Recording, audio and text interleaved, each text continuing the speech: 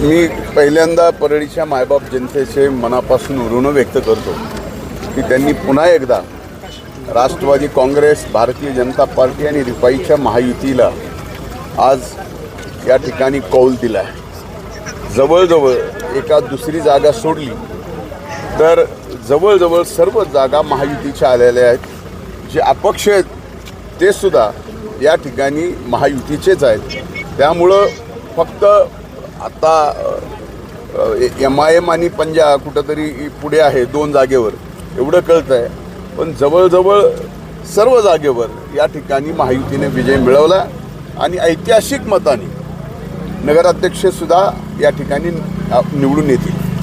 प्रचारामध्ये आपल्याला अनेक प्रकारे घेण्यात आलं, आपल्याला भाषण सुद्धा करू दिलेलं कोणी करू दिलं नाही असं म्हणतात। मला कोणी रोखलं होतं भाषण करायला?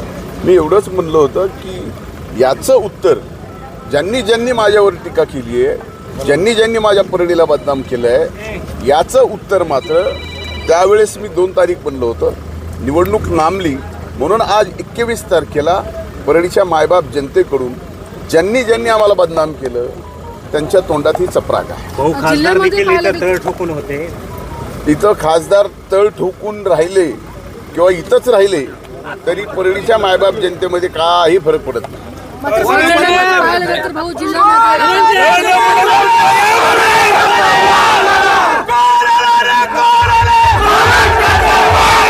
नक्कीच आहे महायुतीमध्ये राष्ट्रवादी काँग्रेस आणि भारतीय जनता पार्टीचं जमलं नाही, तिथं मात्र कमळाला विजय मिळाला आहे। त्यांचे अभिनंदन। साहेब, गंगाखेडमध्ये आपण भाषणामध्ये म्हणलं होतं की ताईची सीट लागली तर मी गंगाखेडमध्ये आपण चालणार का गंगाखेड? मी आता निघालोच आहे। धनंजय मुंडे यांचा परळीमध्ये विजय होताच त्यांनी त्यांच्या विरोधकांना मात्र चांगला धडा शिकवला आहे। थेट करून जर पाहिलं गेलं तर खासदार बजरंग सोनवणे यांनी त्यांच्या मतदारसंघामध्ये जाऊन धनंजय मुंडे यांच्यावर चांगली टीका केली होती आणि आता जेव्हा धनंजय मुंडे यांचा विजय झाला तेव्हा मात्र धनंजय मुंडे यांनी थेट त्यांची लायकीच काढली आहे। विरोधकांची लायकी काय असं त्यांनी थेट असे उद्गार काढल्यामुळं आता पुन्हा कुठेतरी वादंग पेटतोय काय हेच आपल्याला पाहायला मिळेल।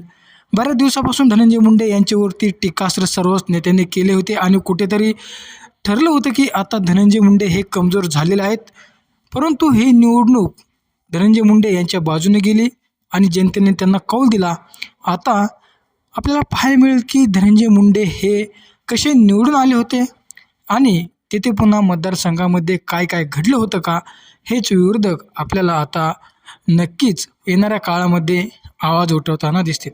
तर मंडळी, तुमची यावरती काय प्रतिक्रिया आहे कमेंट सेक्शनमध्ये नक्की कळवा आणि लोकशाही यूट्यूब चॅनल सबस्क्राईब केलं नसेल तर सबस्क्राईब नक्की करा।